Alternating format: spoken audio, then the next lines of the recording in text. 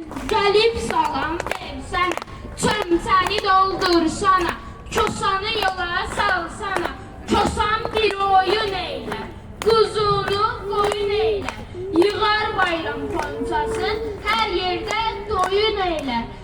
Novruz Novruz bahara, güllər güllər nibara, baxçamızda gül olsun, bülbül olsun. Vay kosam, kosam öldü, kosam, vay vay vay. Kosa, hardaydın? Dərbətdə Dərbətdən nə gətirirsən? alma Almanı neylədin? satdım. Hanı? Bal olmasın, yağ olsun, evdəkilər sağ olsun. Xanım dursun ayağa, kosaya pay versin ağa. Pulu neylədin? Öküz al. Öküzü neylədin? Vurdum öl. Başın sağ olsun kosa, arşın uzun bez kısa, kefensiz ölmez kosa.